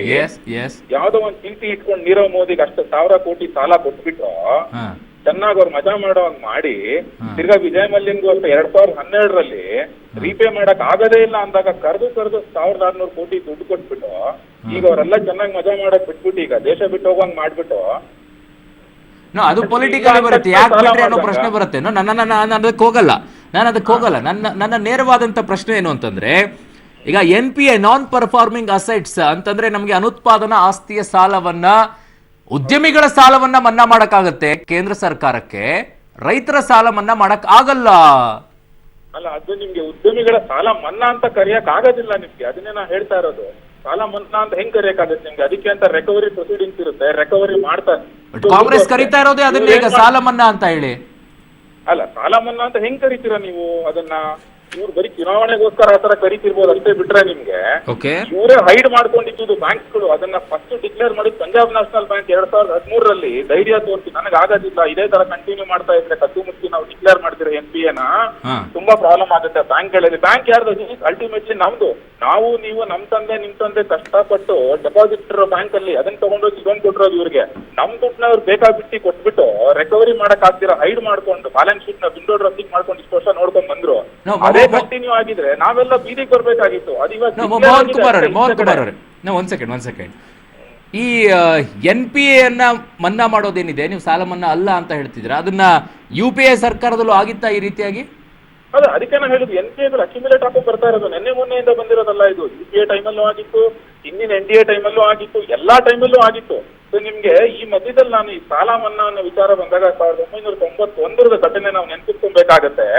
ಇದೇ ತರ ಸೋಷಿಯಲ್ ಸಾಲ ಮನ್ನಾ ರೈತರು ಅಂತ ಎಮೋಷನ್ ಮಾಡಿ ಮಾಡಿ ಮಾಡಿ ಮಾಡಿ 91ರಲ್ಲಿ ನಿಮಗೆ ಗೊತ್ತು ದೇಶದ ದಿವಾಳಿ ಆಗುವಂತ ಸ್ಥಿತಿಗೆ ತಂದುಬಿಟ್ಟು ನಮ್ಮಲ್ಲಿ ಚಿನ್ನ ಎತ್ಕೊಂಡಾಗ ಅಡ ಇಟ್ಬಿಟ್ಟು ಲಂಡನ್ ನಲ್ಲಿ ಏರ್ ಲಿಫ್ಟ್ ಮಾಡ್ಬಿಟ್ಟು ನಾವು ಸಾಲ ಮಾಡ್ಕೊಂಡ್ಬಂದು ದೇಶನ ಬೆಳೆಸುವಂತ ಪರಿಸ್ಥಿತಿ ಬಂತು.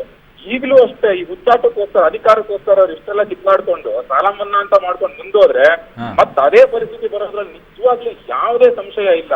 ಸೊ ನೀವು ಉದ್ಯಮಿಗಳೇ ಕೊಟ್ಟಿರೋದನ್ನ ಸಾಲ ಮನ್ನಾ ಅಂತ ಕರೆಯಕ್ ಆಗದೇ ಇಲ್ಲ. NPA ಸಾಲ ಮನ್ನಾ ಅಲ್ವೇ ಅಲ್ಲ. ಇದು ಜನಗಳನ್ನ ಮಿಸ್ಲೀಡ್ ಮಾಡೋದು ಒಂದು ಪ್ರಕ್ರಿಯೆ ಅಷ್ಟೇ ಇದು. Yes thank you Mohan Kumar sir, thank you. Yes Vishwanath sir, ಸಾಲ ಮನ್ನಾ ಅಲ್ಲ, UPA ಸರ್ಕಾರ ಇದ್ದಾಗಲೂ ಕೂಡ NPA ನ ನೀವು ಮನ್ನಾ ಮಾಡಿರೋದು ಇದೆ. ಅದನ್ನು ಸಾಲ ಮನ್ನಾ ಅಂತ ಕರಿತಾ ಇಲ್ಲ ಆರ್ಥಿಕ ತಜ್ಞರು. ಅದು ಸಾಮಾನ್ಯವಾಗಿ ನಡೀತಾ ಇರುವಂತ ವರ್ಷಕ್ಕೊಂದ್ಸಲ ನಡೆಯುವಂತ ಪ್ರೊಸೀಜರ್ಗಳು ಅನ್ನೋದನ್ನ ಹೇಳ್ತಾರೆ. ಇಲ್ಲ, ನಾನು ಅವ್ರು ಹೇಳಿದ್ದು ತಪ್ಪು ಅಂತ ಹೇಳಲ್ಲ, ಎಲ್ಲಾ ಸರ್ಕಾರಗಳು ಮಾಡ್ಕೊಂಡು ಬಂದಿದೆ ಅಲ್ವಾ? ಸೊ ಹಾಗಿದ್ದಾಗ ರಾಹುಲ್ ಗಾಂಧಿ ಅವರು ಇದನ್ನ ಸಾಲ ಮನ್ನಾ ಉದ್ಯೋಗಗಳಿಗೆ ಅಷ್ಟೇ ಯಾಕೆ ಅಂತ ಹೇಳ್ತಾರೆ? ಯಾಕೆಂದ್ರೆ ನೋಡಿ, at the same time Congress government UPA ಸರ್ಕಾರ ಇದ್ದಾಗ 70,000 ಕೋಟಿ ರೂಪಾಯಿ ಹಣನ ವಿದರ್ಭ ಪ್ಯಾಕೇಜ್ ಅಂತ ಹೇಳಿ ಮಾಡಿ ಒಂದು ಕಾಲ ಭಾರಿ ದೊಡ್ಡ ಪ್ರಮಾಣದಲ್ಲಿ ರೈತರು ಮಹಾರಾಷ್ಟ್ರದಲ್ಲಿ ಸಾಯ್ತಾರೆ. ಅಂಥ ಸಂದರ್ಭದಲ್ಲಿ ಕರ್ನಾಟಕದಲ್ಲೂ ಕೂಡ ಸಾವಿರಾರು ಗಟ್ಟಲೆ ರೈತರುಗಳ ಸತ್ತೋದ ಸಂದರ್ಭದಲ್ಲಿ ಒಂದು ವಿದರ್ಭ ಪ್ಯಾಕೇಜ್ ಮಾಡಿ ಆಗ 70,000 ಕೋಟಿ ರೂಪಾಯಿ ಸಾಲನ ಮನ್ನಾ ಮಾಡೋದು. ಸೊ ಈಗ ಸಿಕ್ ಇಂಡಸ್ಟ್ರಿಗಳು ಸಿಕ್ ಆದ ತಕ್ಷಣವೇ ಆ ಹಣನ ಸರ್ಕಾರ ಒತ್ತಾಯ ಮಾಡಿ ಅವ್ರ ಮೇಲೆ ವಸೂಲು ಮಾಡಲ್ಲ. ಸೊ ಅದೇ ಥರದಲ್ಲಿ ರೈತರದ್ದಾಗಲ್ಲ. ರೈತರದ್ದು ಏನು ಮಾಡ್ತಾರೆ, ಹರಾಜು ಮಾಡ್ತಾರೆ, ಇಲ್ಲಾಂದ್ರೆ ಮನೆ ನುಗ್ಗಿ ಪಾತ್ರೆ ತೆಗೆಯುವಂಥದ್ದು, ಈ ಥರ ಬೇರೆ ಬೇರೆ ಕ್ರಿಯೆಗಳಿದ್ದಾವೆ ರೈತರ ಸಾಲನ ವಸೂಲು ಮಾಡೋದಕ್ಕೆ. ನೀವು ಡೈವರ್ಟ್ ಮಾಡ್ತಾ ಇದ್ದೀರಾ. ಹಾಗಿದ್ರೆ ರಾಹುಲ್ ಗಾಂಧಿ ಅವರು ದೇಶದ ಜನರ ದಾರಿಯನ್ನು ತಪ್ಪಿಸ್ತಾ ಇದ್ದಾರೆ. ಏನು ರಾಹುಲ್ ಗಾಂಧಿಗಳು ಹೇಳ್ತಾ ಇದ್ದಾರೆ, ಇಂಥ ಸಂದರ್ಭದಲ್ಲಿ ಇಂಥ ರೈತರಿಗೆ ಕಷ್ಟ ಬಂದ ಸಂದರ್ಭದಲ್ಲಿ ನಾವು 70,000 ಕೋಟಿ ರೂಪಾಯಿ ಮನ್ನಾ ಮಾಡಿ UPA ಸರ್ಕಾರ ಕಳೆದ UPA ಸರ್ಕಾರ ಆದ್ರೆ ನೀವು ಅದೇ ಸಂದರ್ಭದಲ್ಲಿ ಕೇಂದ್ರದಲ್ಲಿ ಇರ್ತಕ್ಕಂಥ ಸರ್ಕಾರ ಈ ಸಾಲನ ಮನ್ನಾ ಮಾಡಬಹುದು ಅನ್ನೋದಕ್ಕೆ ಒಂದು ದಾರಿ ತೋರಿಸ್ತಾ ಇದ್ದಾರೆ. ಹಾಗೆ ರಾಜ್ಯ ಸರ್ಕಾರದ ಮೇಲೆ ನೀವು ಪೂರ್ಣ ಬಿಟ್ರೆ ಕೋಆಪರೇಟಿವ್ ಸೊಸೈಟಿಗಳು ರಾಜ್ಯ ಸರ್ಕಾರದ ಹತೋಟಿಗೆ ಬರ್ತವೆ. ಆದ್ರೆ ಯಾವುದೇ ಕಾರಣಕ್ಕೆ ಈ ರಾಷ್ಟ್ರೀಕೃತ ಬ್ಯಾಂಕ್ಗಳು ಯಾವ ಕೂಡ ಅವರ ಹತೋಟಿಗೆ ಬರಲ್ಲ. ನೀವು NPA ವಿಚಾರದಲ್ಲಿ ರಾಹುಲ್ ಗಾಂಧಿ ಅವರು ಮಾತಾಡಿರೋ ವಿಚಾರವನ್ನ ನೀವು ಮಾತಾಡ್ತಾ ಇಲ್ಲ. ರಾಹುಲ್ ಗಾಂಧಿ ಅವರು ಹೇಳಿರೋದು ಅಷ್ಟೇ, 3.50 ಕೋಟಿ ರೂಪಾಯಿಗಳನ್ನ ನೀವು ಲಕ್ಷ ಕೋಟಿಗಳನ್ನ ನೀವು ಮನ್ನಾ ಮಾಡಿದಾಗ, ಅವ್ರನ್ನ ವೇ ಅಪ್ ಮಾಡಿದಾಗ ಅಥವಾ ಅವ್ರನ್ನ ಕೇಳದಲ್ಲ ಬಿಟ್ಟಾಗ ನಾನು ಮಾಡಿಲ್ಲ ಅಂತ ಹೇಳಿಲ್ಲ, ನಾವು ಮಾಡಿದೀವಿ. ಆದ್ರೆ ರೈತರಿಗೆ ನಾವು ಕೊಟ್ಟಿದೀವಿ. ಆದ್ರೆ ಇಷ್ಟು ದೊಡ್ಡ ಮೋಸನ ನಡೆಯಲಿಲ್ಲ. ಈಗ ಫಸಲ್ ಬಿಮಾ ಒಂದು ಯೋಜನೆ ಇದೆಯಲ್ಲ, ಈ ರೈತರ ಪರವಾಗಿರ್ತಕ್ಕಂತ ಒಂದು ಅತ್ಯುತ್ತಮವಾದ ಯೋಜನೆ ಅಂತ ನೀವು ಫಸಲ್ ಬಿಮಾ ತಂದ್ರಲ್ಲ, ಅದು ರೈತರ ಹಣನ ವಾಪಸ್ ಕಿತ್ಕೊಂಡ್ಬಿಟ್ರಿ. ನೀವು ರೈತರ ಹತ್ರ ಇದ್ರೂ ಪರವಾಗಿಲ್ಲ ಇತ್ತು, ಅದು ನೀವು ದುಡ್ಡು ಕೊಡ್ಲಿಲ್ಲ ಅವ್ರಿಗೆ, ಅವ್ರ ಬೆಳೆ ಬಂದಿಲ್ಲ, ಬೆಳೆ ನಷ್ಟ ಆಗಿದೆ, ನೀವು ಹಣ ಕೊಡ್ಲಿಲ್ಲ. ಆದ್ರೆ ಬೆಳೆ ನಷ್ಟ ಒಂದು ರೂಪಾಯಿಯನ್ನ ಕೂಡ ರೈತರ ಸಾಲವನ್ನ, ಬಡವರ ಸಾಲವನ್ನ ಮನ್ನಾ ಮಾಡೋಕೆ ಮೋದಿ ಅವರ ಹತ್ರ ಆಗ್ಲಿಲ್ಲ. ಈಗ ಓಪನ್ ಚಾಲೆಂಜ್ ಕೊಡ್ತಾ ಇದ್ದಾರೆ ಮೋದಿ ಅವರಿಗೆ, ನಾನು ನಿದ್ದೆ ಮಾಡಕ್ಕೂ ಕೊಡಲ್ಲ ಅಂತ ಹೋರಾಟವನ್ನ ನಾನು ಮಾಡ್ತೀನಿ ಅಂತ ರಾಹುಲ್ ಗಾಂಧಿ ಹೇಳ್ತಿದ್ದಾರೆ. ನಿದ್ದೆಯನ್ನು ಚೆನ್ನಾಗಿ ಮಾಡ್ತಿರೋರು ರಾಹುಲ್ ಗಾಂಧಿ ಅವರು, ಅವ್ರು ಮಾಡಲಿ. ಮೋದಿಯವ್ರದ್ದು ಈಗಲೂ ನಿದ್ದೆ ಕಡಿಮೆನೇ. ರಾತ್ರಿ 12ರವರೆಗೆ ಕೆಲಸ ಮಾಡ್ತಾರೆ, ಬೆಳಗ್ಗೆ 4ಕ್ಕೆ ಹೇಳ್ತಾರೆ. ಇನ್ನು ಅವ್ರು ನಿದ್ದೆಗೆಡಿಸೋದು ಸಾಧ್ಯನೇ ಇಲ್ಲ. ಮತ್ತು ನಾವು ಈಗ BJPನವರು ಸಾಮಾನ್ಯ ಜನರಿಗಾಗಿ ನಿದ್ದೆಗೆಟ್ಟ ಕೆಲಸ ಮಾಡ್ತಾ ಇದ್ದೇವೆ. ಅವ್ರು ನಿದ್ದೆಗೆಡಿಸುವಂಥ ಚಾನ್ಸ್ ಅವ್ರಿಗೆ ನಾವು ಕೊಡಲ್ಲ. ಇದು ರೈತರ ಸಾಲ ಮನ್ನಾ ಆಗಲ್ಲ ಅಂತನಾ? ಆಗುತ್ತೆ. ರೈತರ ಸಾಲ ಮನ್ನಾ ಮಾಡೋದಕ್ಕೆ ಮತ್ತು ಈಗಿರುವಂಥ NPAಗೆ ಅಂತ ತಾಳೆ ಹಾಕಲಾಗ್ತಾ ಇದೆ. ಅದ್ರ ಬಗ್ಗೆ ನಾನು ಒಂದು ಸೆಂಟೆನ್ಸ್ ಹೇಳ್ತೇನೆ. ನಾನ್ ಪರ್ಫಾರ್ಮಿಂಗ್ ಅಸೆಟ್ಸ್ ಅನ್ನೋದು ಇಂಡಸ್ಟ್ರಿಗೆ ಸಾಲ ಕೊಡುವಂಥ ಕಮರ್ಷಿಯಲ್ ಬ್ಯಾಂಕ್ಗಳದ್ದು ಒಂದು ಕ್ಲಾಸ್ ಇದೆ. ಅಂದರೆ ನೀವು ತಗೊಂಡಂಥ ಸಾಲ ಪರ್ಫಾರ್ಮ್ ಮಾಡಿ ಸಾಲವನ್ನು ವಾಪಸ್ ಕೊಡೋಷ್ಟು ಇನ್ಕಮ್ ಜನರೇಟ್ ಆಗದೆ ಇದ್ರೆ ಅದಕ್ಕೆ ನಾನ್ ಪರ್ಫಾರ್ಮಿಂಗ್ ಅಸೆಟ್ಸ್ ಅಂತ ಕರೀತಾರೆ. ಅದರ ಅರ್ಥ ಅಸೆಟ್ಸ್ ಇರುತ್ತೆ, ಲ್ಯಾಂಡ್ ಇರುತ್ತೆ, ಫ್ಯಾಕ್ಟರಿ ಇರ್ತವೆ, ಉತ್ಪಾದನೆ ಆಗ್ತಾ ಇರಲ್ಲ. ಉತ್ಪಾದನೆ ಆಗ್ತಾ ಇರಲ್ಲ, ಅನುತ್ಪಾದನಾ ಪಾರ್ಟ್ ಆಸ್ತಿ ಅಂತ. ಏನಾಗುತ್ತೆ, 10,000 20,000 ಎಕರೆ ತಗೊಂಡು ಕೂತು ಬಿಡ್ತಾರೆ. ಈಗ ಮಲ್ಯ ಅವ್ರದ್ದು ಏನು ನಡೆದಿದೆ ಅಂತ ನೀವು ನೋಡ್ತೀರಿ. ಅದನ್ನು ರಿಕವರಿ ಮಾಡೋದಕ್ಕೆ ಈಗಿರುವಂಥ ಸರ್ಕಾರ ಸಾಲ ಕಾಂಗ್ರೆಸ್ನವ್ರು ಇದ್ದಾಗ ಕೊಟ್ಟಿದ್ರು ಕೂಡ BJPನವ್ರು ಬಂದ ನಂತರ ಅದ್ರ ಬಗ್ಗೆ ಸತತವಾಗಿ ಫಾಲೋ ಅಪ್ಗಳು ಶುರುವಾಗಿದೆ. ಆದರೆ ರೈತರಿಗೆ ಏನು ಸಾಲ ಕೊಡ್ತೇವೆ ನಾವು, ಅದನ್ನು ನಾನ್ ಪರ್ಫಾರ್ಮಿಂಗ್ ಅಸೆಟ್ಸ್ ಮಾಡೋದಕ್ಕೆ ಈಗ ಸದ್ಯಕ್ಕೆ ಕ್ಲಾಸ್ ಇಲ್ಲ. ಕಾಂಗ್ರೆಸ್ನವರು ಅದನ್ನು ಕೇಳಿ ರೈತರ ಸಾಲವನ್ನು ಕೂಡ ನಾನ್ ಪರ್ಫಾರ್ಮಿಂಗ್ ಅಸೆಟ್ ಮಾಡ್ರಿ ಅಂತ. ಆವಾಗ ಏನಾಗುತ್ತೆ ಗೊತ್ತಾ, ನಾನ್ ಪರ್ಫಾರ್ಮಿಂಗ್ ಅಸೆಟ್ಟು ಸಾಲ ಮನ್ನಾ ಅಲ್ಲ. 2-3 ವರ್ಷದಲ್ಲಿ ಅವರು ತಗೊಂಡಂಥ ಸಾಲ ಅವರ ಏನು ಒಟ್ಟು ಜಮೀನಿರುತ್ತೆ ಅದ್ರ ಬೆಲೆಗಿಂತೂ ಹೆಚ್ಚಾಗಿಬಿಡುತ್ತೆ. ಹೀಗಾಗಿ NPA ಅನ್ನೋದನ್ನ ರೈತರಿಗೆ ಮಾಡಕ್ ಆಗಲ್ಲ. ರೈತರಿಗೆ ಸಾಲ ಮನ್ನಾ ಮಾಡಬಾರ್ದು ಅಂತ ಅಲ್ಲ. ಒಂದ್ ನಿಮಿಷ ಬಿಜೆಪಿ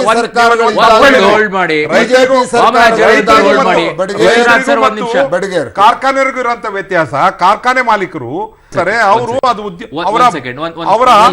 ಅವ್ರದ್ದು ಟೈಮ್ ಹೋಗುತ್ತೆ.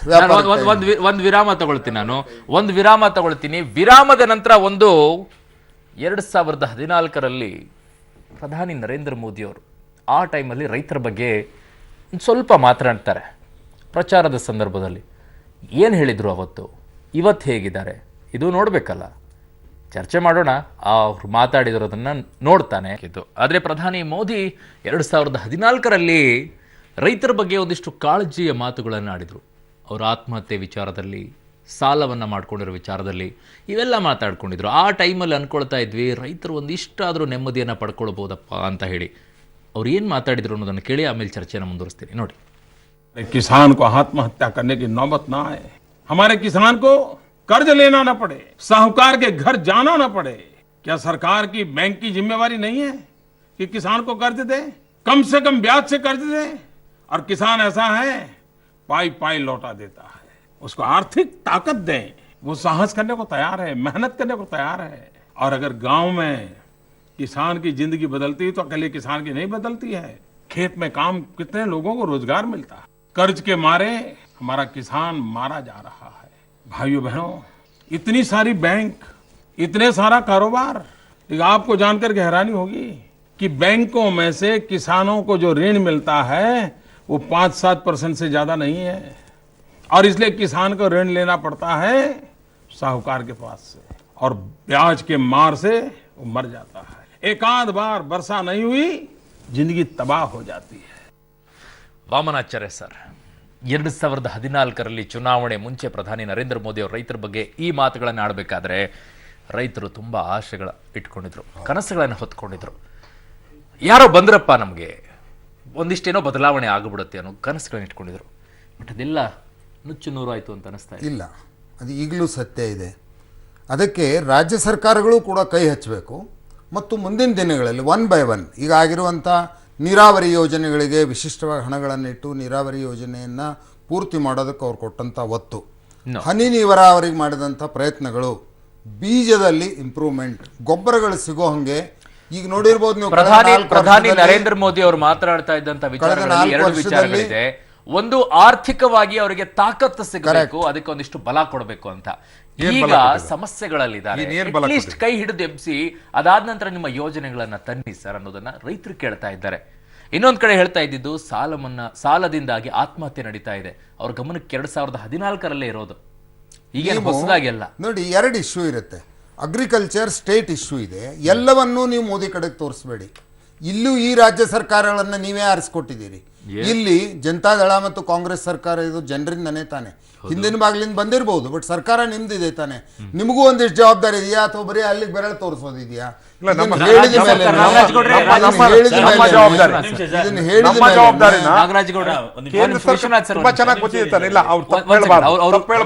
ಅವ್ರವ್ರು ಮಾತಾಡ್ತಿದ್ರು. ಒಂದೇ ಸೆಕೆಂಡ್ ನಿಮ್ಗೆ ಕೊಡ್ತೀನಿ. ಅವಾಗಲೇ ರಾಹುಲ್ ಗಾಂಧಿ ಅವರು ನರೇಂದ್ರ ಮೋದಿ ಅವ್ರನ್ನ ನಿದ್ದೆ ಮಾಡೋದಕ್ಕೆ ಬಿಡೋದಿಲ್ಲ ಅಂತ ಮಾತಾಡಿದ್ರು ಅಂತ ನೀವು ಹೇಳ್ತಾ ಇದ್ರಿ. ಅವ್ರೇನ್ ಮಾಡೋದು ಬೇಡ ಸರ್, ಬಿಜೆಪಿನವ್ರಿಗೆ ಇವ್ರು ವಮನಾಚಾರ್ಯ ಅವ್ರು ಹೇಳೋ ಪ್ರಕಾರ ನಾವು ನಿದ್ದೆಗೆಟ್ಟೇ ಕೆಲಸ ಮಾಡ್ತೀವಿ, ನಿಮ್ಗೆ ಬೇರೆ ಆಪ್ಷನ್ ಇಲ್ಲ, ನಿಮ್ಗೆ ನೀವು ನಿದ್ದೆ ಗೆಡ್ಲೇಬೇಕು, ಕಣ್ಣಿಗೆ ಎಣ್ಣೆ ಬಿಟ್ಕೊಳ್ಬೇಕು. ಯಾಕೆಂದ್ರೆ ಅಂತ ಮೋಸವನ್ನ ನಮ್ಮ ದೇಶದ ಜನತೆಗೆ ನೀವು ಮಾಡಿದೀರಾ, ನಮ್ಮ ರೈತರಿಗೆ ಅವ್ರು ಮಾಡಿದೀರಾ. ಕೇಳ್ತಾ ಇರೋದು ರಾಜ್ಯದವರು ಅಂತ ಕಾರ್ಯಕ್ರಮಗಳನ್ನ ಮಾಡೋದಕ್ಕೋಸ್ಕರನೇ ಈ ಸಮ್ಮಿಶ್ರ ಸರ್ಕಾರದ ನೇತೃತ್ವವನ್ನ ಕುಮಾರಸ್ವಾಮಿ ಅವರು ವಹಿಸಿಕೊಂಡು ಇವತ್ತು ಅಮೋಘವಾದ ಕಾರ್ಯಕ್ರಮಗಳನ್ನ ಇವತ್ತು ರೈತರ ಮುಂದೆ ತಗೊಂಡು ಬಂದಿಟ್ಟು ಇವತ್ತು ರೈತರಿಗೋಸ್ಕರ ನಿಂತಿರ್ತಕ್ಕಂಥ ಈ ಒಬ್ಬ ಮುಖ್ಯಮಂತ್ರಿ ಅಂತ ಅಂದ್ರೆ ಅವರು ಕುಮಾರಸ್ವಾಮಿ ಅವರು ಅಂತ ಇಡೀ ಕರ್ನಾಟಕ ರಾಜ್ಯದಲ್ಲಿ ಎಲ್ಲ ಜನತೆ ಮಾತಾಡ್ತಾರೆ ಇವತ್ತು. ಅಂತ ಕುಮಾರಸ್ವಾಮಿ ಅವ್ರನ್ನ ಸರ್ಕಾರವನ್ನ ಅಭದ್ರಗೊಳಿಸುವಂತ ನಿಮ್ಗೆ ಅಭದ್ರತೆ ಬಗ್ಗೆ ಎಲ್ರಿ ಮಾತಾಡ್ತಾ ಇದ್ದೀನಿ ನಾಗರಾಜ್ ಗೌಡ್ರೆ? ಒಂದ್ ನಿಮಿಷ ಇರಿ ನಾಗರಾಜ್ ಗೌಡ್ರೆ, ಅಭದ್ರದ ಬಗ್ಗೆ ಎಲ್ಲಿ ಮಾತಾಡ್ತಾ ಇದ್ದೀರಿ? ಒಂದ್ ನಿಮಿಷ ಇರಿ ಸರ್. ನಾವು ಆ ಲೆವೆಲ್ ಅಲ್ಲಿ ರಾಜಕೀಯವಾಗಿ ಮಾತಾಡೋದಾದ್ರೆ ರಾಜಕೀಯವನ್ನೇ ಮಾತಾಡೋರು. ನಾನ್ ಕೇಳ್ತಾ ಇರೋದು ರೈತರ ವಿಚಾರದಲ್ಲಿ ಕುಮಾರಸ್ವಾಮಿ ಅವರು ಹೇಳಿದ್ದು. ಒಂದ್ ನಿಮಿಷ sir, no, 1 second please, 1 second please sir, 1 ನಿಮಿಷ ಸರ್, ಕೇಳಿಸ್ಕೊಳ್ಳಿ. ಬಂದ 24 ಗಂಟೆಯಲ್ಲಿ ಸಾಲ ಮನ್ನಾ ಮಾಡ್ತೀವಿ, ನಮಗೂ ಗೊತ್ತಿತ್ತು ಅದು ಪ್ರಾಕ್ಟಿಕಲ್ ಆಗಲ್ಲ ಅಂತ ಹೇಳಿ. 1 ತಿಂಗಳು ಟೈಮ್ ಆಯ್ತು, 2 ತಿಂಗಳು ಟೈಮ್ ಆಯ್ತು, 3 ತಿಂಗಳಾಯ್ತು, 4, 5, 6 ಆಯ್ತು, ಇನ್ನೂ 3 ತಿಂಗಳು ಬೇಕು ಅಂತ ಕೇಳ್ತಾ ಇದ್ರೆ ಡಿಸೆಂಬರ್ 5ನೇ ತಾರೀಕು. 1 ಸೆಕೆಂಡ್ ಸರ್, ಡಿಸೆಂಬರ್ 5ನೇ ತಾರೀಕಿಗೆ ಡಿಸೆಂಬರ್ 5ನೇ ತಾರೀಕಿಗೆ ಡೆಡ್ ಲೈನ್ ಕೊಟ್ಟಿದ್ರು ಕುಮಾರಸ್ವಾಮಿ ಅವರು. ನಮಗೆ ಸಂಪೂರ್ಣ ಬೆಂಬಲವನ್ನ ಕರ್ನಾಟಕದ ರಾಜ್ಯದ ಘೋಷಣೆ ಮಾಡಿದ್ರಿ ಅಷ್ಟೇ. ಕೊಟ್ರೆ ನಮ್ಗೆ ಸಂಪೂರ್ಣ ಬೆಂಬಲವನ್ನ ಕೊಟ್ರೆ ನಾವು 24 ಗಂಟೆ ಒಂದ್ ನಿಮಿಷ. ಅದು ತಮಗೆ ಗೊತ್ತಿದೆ, ಸಾಲ ಮನ್ನಾ ಘೋಷಣೆ ಮಾಡಿರೋದು ರಾಜ್ಯ ಸರ್ಕಾರದ ವ್ಯಾಪ್ತಿಗೆ ಬರೋದು ಕೋಆಪರೇಟಿವ್ ಸೊಸೈಟಿಗಳು ಮಾತ್ರ. ಕೇಂದ್ರ ಸರ್ಕಾರದ ವ್ಯಾಪ್ತಿಗೆ ರಿಸರ್ವ್ ಬ್ಯಾಂಕ್ಗಳು ಇಲ್ಲ. ಯಾವುದೇ ಕಾರಣಕ್ಕೆ ಕೇಂದ್ರ ಸರ್ಕಾರದ ವ್ಯಾಪ್ತಿಗೆ ಬರ್ತಕ್ಕಂಥ ಬ್ಯಾಂಕ್ಗಳದ್ದು ಕೇಂದ್ರ ಸರ್ಕಾರದವ್ರು ಮಾಡ್ಬೇಕೇನೋ ರಾಜ್ಯ ಸರ್ಕಾರದ ಅಷ್ಟು ಫಂಡು ಇರಲ್ಲ. ಒಂದ್ ಮಾತು ಪಾಯಿಂಟ್ ಇದೆ ವಾಮನಾಚಾರ್ಯ ಅವರೇ, ನೀವು ಹೇಳ್ತಾ ಇದ್ದೀರಾ ರಾಷ್ಟ್ರೀಕೃತ ಬ್ಯಾಂಕ್ಗಳದ್ದು ಬರುತ್ತೆ ಅಂತ. ಪದೇ ಪದೇ ಕುಮಾರಸ್ವಾಮಿ ಅವರು ಬಡ್ಕೊಳ್ತಾ ಇದ್ದಾರೆ.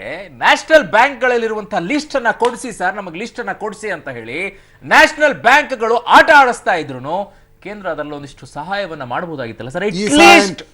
ಅಟ್ಲೀಸ್ಟ್ ನಿಮಗೆ ದುಡ್ಡನ್ನ ಕೇಂದ್ರದಿಂದ ಕೊಡೋಕ್ಕಾಗದೇ ಇದ್ರು, ನಮ್ಮದೇ ದುಡ್ಡದು ಕೊಡೋಕ್ಕಾಗದೇ ಇದ್ರು ಬ್ಯಾಂಕ್ಗಳ ಹತ್ರ ಲಿಸ್ಟ್ಗಳು ಯಾವ್ಯಾವ್ದಿದೆ, ರೈತರು ಯಾವ್ಯಾವ ರೀತಿಯಾಗಿ ಸಾಲ ಮಾಡ್ಕೊಂಡಿದ್ದಾರೆ, ಅವ್ರು ಯಾರ್ಯಾರು ಅನ್ನೋದನ್ನ ಲಿಸ್ಟ್ ಕೊಡ್ಸಾಕು ಕೂಡ ಬಿಜೆಪಿ ಹತ್ರ ಆಗ್ಲಿಲ್ವಾ? ನಿಶ್ಚಿತವಾಗಿ ಕೊಡಿಸ್ಬೇಕು, ಕೊಡಿಸ್ತೇವೆ. ಎಲ್ಲಿ ಬಂದಿಲ್ಲ ಕೊಡಿ ಲಿಸ್ಟ್, ಈಗಲೂ ಕೊಡಿಸ್ತಾನೆ, ಈಗಲೂ ಕೊಡಿಸ್ತೇವೆ. ನೀವು ರಾಜಕೀಯ ಮಾಡಿ, ಅವರು ರಾಜಕೀಯ ಮಾಡ್ತಾರೆ.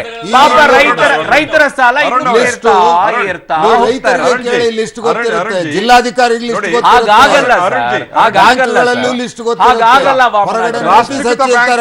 ಪ್ರಾಕ್ಟಿಕಲ್ ಆಗಿ ಆಗಲ್ಲ. ಅರುಣ್ಜಿ, ರಾಷ್ಟ್ರೀಕೃತ ಬ್ಯಾಂಕ್ಗಳು ಇದುವರೆಗೂ ಕೂಡ ರಾಜ್ಯ ಸರ್ಕಾರ ಜೊತೆ ಯಾವುದೇ ಒಂದೇ ಒಂದು ಸಣ್ಣ ಕೋಆಪರೇಷನ್ ಕೂಡ ಮಾಡಿಲ್ಲ.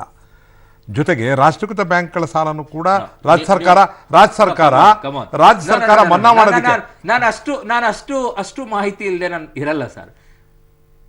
40% ಮಾಹಿತಿಯನ್ನ ಕೊಟ್ಟಿದ್ದಾರೆ, 60% ಮಾಹಿತಿಗಳು ನಿಮ್ಗೆ ಇನ್ನೂ ಬರಬೇಕಾಗಿದೆ. ಆ 60% ಮಾಹಿತಿ ಬರಬೇಕಾಗಿರೋದೇ ನಿಮ್ಗೆ ಇನ್ನೂ ತೊಂದರೆಗೆ ಇಟ್ಟಾಗ್ತಾ ಇದೆ ಸಾಲ ಮನ್ನಾ ವಿಚಾರದಲ್ಲಿ. ಅದು ನಿಮಗೆ ಸಿಗ್ತಾ ಇಲ್ಲ.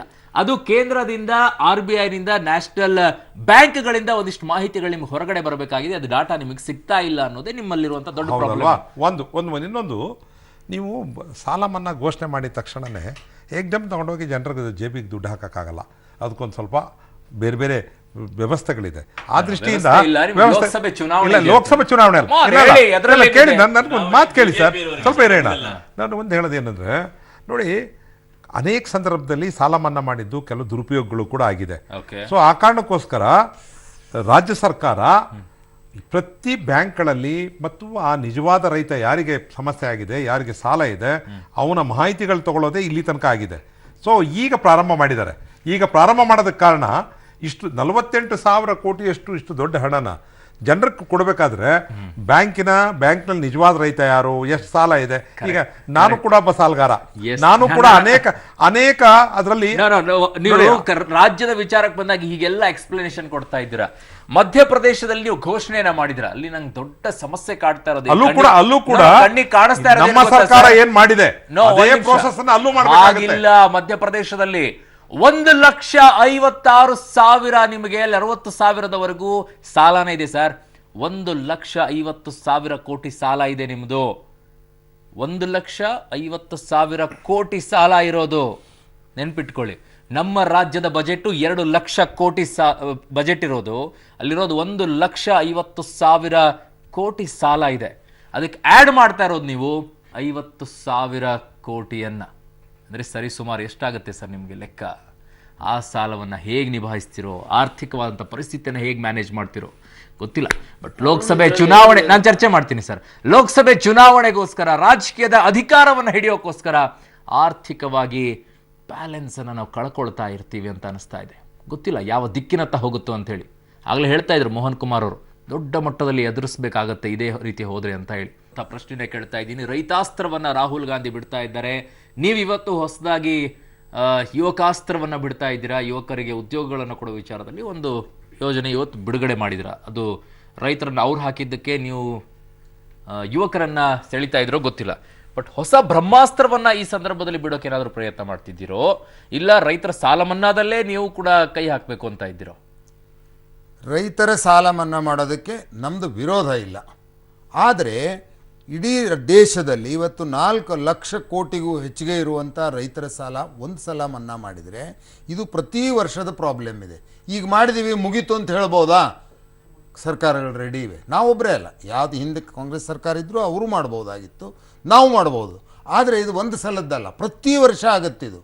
ಹೀಗಾಗೋದ್ರಿಂದ ಈಗ ಇಡೀ ದೇಶದಲ್ಲಿ ಒಂದು ಸಲ ಮಾಡಿಬಿಟ್ಟು ಇನ್ಯಾವತ್ತೂ ಕೂಡ ಸಾಲ ಮನ್ನಾ ಮಾಡಕ್ಕಾಗಲ್ಲ. ಎಲ್ಲಾ ಪಕ್ಷಗಳು ಒಪ್ಕೊಂಡು ಒಂದು ನಿರ್ಧಾರಕ್ಕೆ ಬನ್ನಿ. ಅದರ ಜೊತೆಗೆ ರೈತರಿಗೆ ಬೆಂಬಲ ಬೆಲೆ ನಿಗದಿಯನ್ನ ಮಾಡಿ. ಲೈಕ್ ವಿಶ್ವನಾಥ್ ಸರ್ ಹೇಳ್ತಾ ಇದ್ರು, ಕಾಫಿಗೆ ಒಂದ್ ರೀತಿ ರೇಟ್ ಫಿಕ್ಸ್ ಆಗಿದೆ, ತೆಂಗಿನಕಾಯಿಗಾಗಿಲ್ಲ.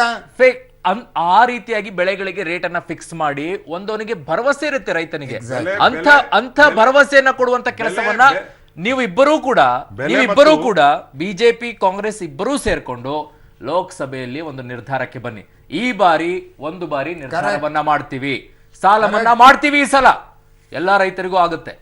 ಆದರೆ ಇನ್ಯಾವತ್ತು ನಮ್ಮನ್ನ ಸಾಲ ಮನ್ನಾ ಕೇಳಬೇಡಿ, ರಾಜಕೀಯವಾಗಿಯೂ ಅದನ್ನ ಬಳಸ್ಕೊಳ್ಬೇಡಿ ಅನ್ನೋದನ್ನ ಘೋಷಣೆ ಮಾಡಿ. ಒಪ್ಕೊಳ್ಳೋಕೆ ರೆಡಿ, ನೀವು ಒಪ್ಕೊಳ್ಬೇಕು. ನಾವು ಒಪ್ಕೊಳ್ಳೋಕೆ ರೆಡಿ. ರೈತರು ತಮ್ಮ ಅಪರಾಧ ಅಲ್ದಿರ್ತಕ್ಕಂಥ ಸಾಲ ಇದು. ರೈತರ ಉದ್ದೇಶ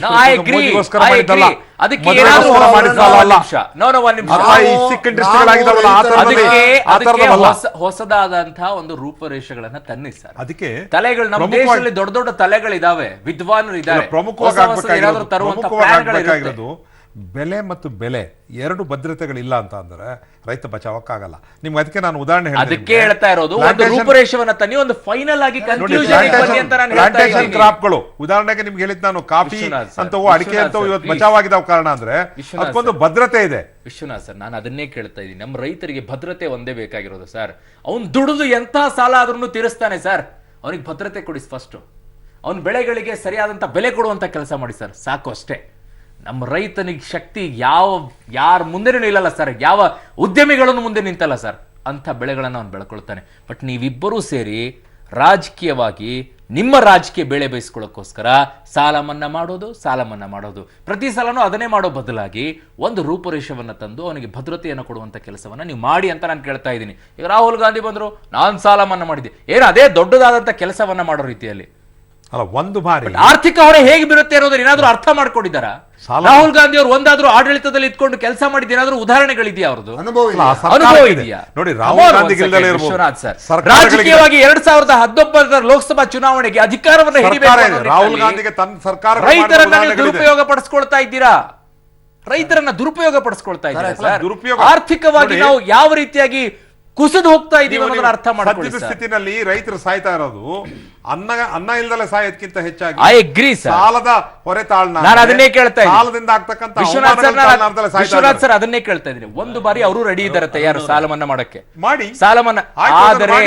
ಆದ್ರೆ ಮುಂದಿನ ಬಾರಿಗೆ ಅದಕ್ಕೆ ಒಪ್ಕೊಳ್ಬೇಕಾಗತ್ತೆ. ಇನ್ಯಾವತ್ತು ಸಾಲವನ್ನ ಮನ್ನಾ ಮಾಡಕ್ ಹೋಗಲ್ಲ. ಯಾವುದೇ ವಿರೋಧ ಪಕ್ಷ ಒಪ್ಸೋದ್ ಬೇಕಾಗಿಲ್ಲ. ಜನರ ಜೊತೆ ನೀವು ಪ್ರಜಾಪ್ರಭುತ್ವ ಇದೆ ನೋಡಿ. ಮುಂದಿನ ವರ್ಷ ಮತ್ತೆ ನೀವು ಇದೇ ಹಾದಿಗೆ ಹೋಗ್ತೀರಿ. ಎರಡಿದೆ ನಿಮಗೆ. ನೀವು ಒಂದಾದ್ರೂ ಮಾಡಿದ ಒಂದು ಉದಾಹರಣೆ ಬೇಡಬೇಡ್ರಿ, ಮಾಡಿ. ಈಗ ನೀವು ಹೇಳ್ತೇನೆ, ಈಗ ಮಾಡಿ, ಮುಂದಿನ ವರ್ಷ ನೋಡೋಣ. ಇದು ಬರೀ ಒಂದ್ ನಿಮಿಷ ಇರಿ. ಇದರಲ್ಲಿ ರಾಜ್ಯ ಮತ್ತು ಕೇಂದ್ರ ಸರ್ಕಾರ ಸೇರಿ ಮಾಡಬೇಕು, ಒಂದು ಸಾಮಾಜಿಕ ಜವಾಬ್ದಾರಿ ಅಂತ ಮಾಡಬೇಕು. ನಾವು ತಯಾರಿದ್ದೇವೆ. ರಾಜ್ಯಗಳು ಮತ್ತು ಉಳಿದ ಪಕ್ಷಗಳು ಕೂಡ ಮಾಡಿ ಇದೇ ಕಡೆಯ ಸಾಲ ಮನ್ನಾ ಅಂತ ಆದ್ರೆ ಮಾತ್ರ. ಇಲ್ಲದೇ ಇದ್ರೆ ಏನಾಗತ್ತೆ ಗೊತ್ತಾ, ಪ್ರತಿ ವರ್ಷ 4 ಲಕ್ಷ ಕೋಟಿ ಸಾಲ ಮನ್ನಾ ಮಾಡ್ತಾ ಹೋದ್ರೆ ಡೆವಲಪ್ಮೆಂಟ್ ಇರೋ ಹಣನೇ ಅಷ್ಟು. ನೋಡಿ 4 ಲಕ್ಷ ಕೋಟಿ ಇಡೀ ದೇಶಕ್ಕೆ. ಒಂದು ವರ್ಷದ ಸಾಲ ಅಲ್ಲ, ಅದು ಒಂದು ವರ್ಷದ ಸಾಲ ಅಲ್ಲ, ಅದು ಅಷ್ಟೇ ಇರ್ಲಿ, ನಮ್ಮ ಅಷ್ಟೇ ಇರ್ಲಿ, ಕರ್ನಾಟಕ ಮುಂದಿನ ವರ್ಷ ರಾಜ್ಯದಲ್ಲಿ ಮತ್ತೆ full ಅದೇ stop ಸ್ಥಿತಿಗೆ ಇಡ್ಬೇಕಂತಂದ್ರೆ ಬರುತ್ತೆ. ನಮ್ಮ ಸರ್ಕಾರದಲ್ಲಿ ಇವತ್ತೇನು ಮತ್ತೆ ಅದೇ ಸ್ಥಿತಿಗೆ ಬರ್ತೇವೆ ನಾವು. ಅದರಲ್ಲಿ ನಿಜವಾಗೂ ಕೂಡ ನಮ್ಮ ರೈತನ ಏನು ಮೋದಿ ಅವರು ಆಗ್ಲೇ ಹೇಳ್ತಾ ಇದ್ರಲ್ಲ, ಎಲೆಕ್ಷನ್ಗೋಸ್ಕರ ಹೇಳ್ದಂತ ಮಾತು, ರೈತರನ್ನ ಆರ್ಥಿಕವಾಗಿ ಸದೃಢವನ್ನ ಮಾಡಬೇಕಂತ ರಾಜಕೀಯ ಕೇಳ್ತಾ ಇಲ್ಲ ಸರ್. ಕಾರ್ಯಕ್ರಮಗಳನ್ನ ನೋಡು, ನಾಗರಾಜ್ ಗೌಡ್ರೆ, ನನಗೆ political interfere ಮಾಡಬೇಡಿ. ನನಗೆ ರೈತರ ವಿಚಾರದಲ್ಲಿ ರಾಜಕೀಯ ಇಷ್ಟ ಆಗಲ್ಲ. ಕುಮಾರಸ್ವಾಮಿಯವರ ಸರ್ಕಾರದಲ್ಲಿ ನಮ್ಮ Again you are doing a ರಾಜ್ಯದಲ್ಲಿ politics. ನೀರಾವರಿ ವಿಚಾರ ಇರ್ಬೋದು, ರೈತರಿಗೆ Come on, ನಾಗರಾಜ್ ಬೇಕಾದಂತ ಗೌಡ್ರೆ. ವ್ಯವಸ್ಥೆಗಳಿರ್ಬೋದು, ಇದೇ ಅದನ್ನ ನಮ್ಮ ಸರ್ಕಾರದಲ್ಲಿ ನಮ್ಮ ದೇಶದ ದುಸ್ಥಿತಿಗೆ, ನಾವು ಬೇಕೋ ನಮ್ಮ ಬೇಡವೋ, ದೇಶದ ಬಯಸಿದ್ದೋ ದುಸ್ಥಿತಿಗೆ ಇದೇ ಬಯಸಿದ್ದೋ ಕಾರಣ. ನಮಗೆ ಅಧಿಕಾರ ಸಿಕ್ಕಿದೆ, ನಮ್ಮ ದೇಶದ ನಾವು ದುಸ್ಥಿತಿಗೆ ರೈತರಿಗೋಸ್ಕರ ಇದೇ ನಮ್ಮ 5 ರಾಜಕೀಯವೇ ವರ್ಷವನ್ನ ನಾವು ಕಾರಣ ಆಗಿರೋದು. ಮೀಸಲಿಡ್ತೀವಿ, ರೈತರಿಗೋಸ್ಕರ ಥ್ಯಾಂಕ್ ಯು ಕಾಪಾಡ್ತೀವಿ. Sir, Vishwanath sir thank you, Nagaraj ಗೌಡ್ರೆ ಥ್ಯಾಂಕ್ ಯು. ಯಾವಾಗ ರಾಜಕೀಯ ರೈತರ ವಿಚಾರದಲ್ಲಿ ನಿಲ್ಲುತ್ತೋ ಆಗ ನಮ್ಮ ರೈತರನ್ನು ಸುಧಾರಿಸ್ಕೊಳ್ತಾರಂತ ಕಾಣಿಸುತ್ತೆ. ಅಲ್ಲಿವರೆಗೂ ಅವ್ರನ್ನ ದುರುಪಯೋಗ ಪಡಿಸ್ಕೊಳ್ಳಾರ್ದೆ ಯಾವ ಪಕ್ಷಗಳು ಮುಂದಾಗಲ್ಲ. ಬಟ್ ಕೇಂದ್ರ ಸರ್ಕಾರ ಒಂಚೂರು ಗಮನ ಹರಿಸ್ಬೇಕು. ನೋಡೋಣ ಏನು ಮಾಡ್ತಾರೆ ಅಂತ ಹೇಳಿ. Thank you.